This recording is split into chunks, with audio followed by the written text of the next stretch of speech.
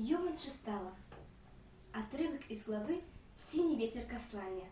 Рассказывает Яркина Алика. Тайга. День идешь, конца не видно. Год идешь, конца не видно. Только кедры стоят, как завороженные.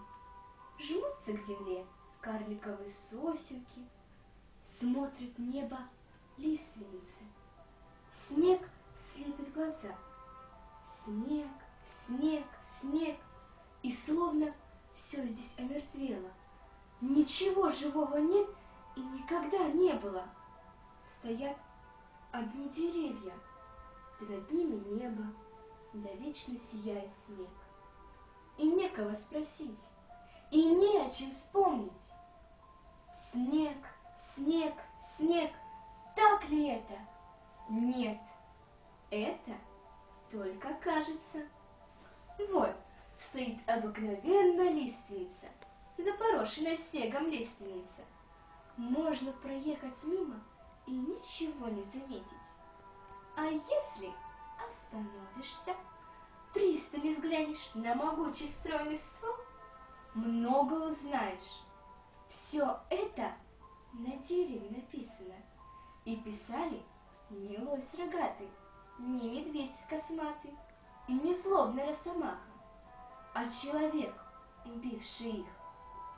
На стволе фигура зверя, голова круглая, как луна, короткая шея, туловище и 6 ног.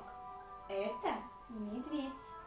Он хозяин, и все враги удирают от него, как на 6 ногах.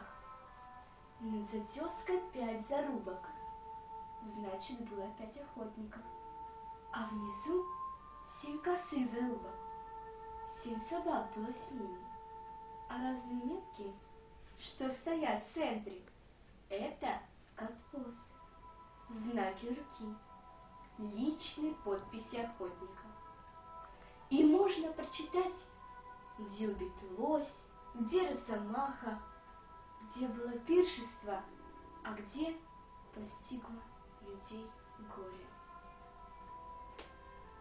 Край наш не без истории, только надо смотреть, только надо слушать. Ты слышал, как шелестит кедр с зелеными иголками, когда играет ветер? Ты слушал хоть раз таежную музыку? Знаешь ли что-нибудь об оленеводах? Олень, словно дерево ветвистое, растет на его голове. Глаза его смолистые, ласковые, как у доброго человека. В них нет ни высокомерия, ни лжи, ни укора. Свет их теплый и ясный. Они греют оленевода в пургу, дают ему крылья, и он летит на своей нарте, словно вьюга. Оленеводы бывают разные. Одни мужественные, как сказочные герои, другие трусливые, как слабые плотвички, мелкие рыбешки. Таких мало, потому что Кослание — кочевье оленеводов.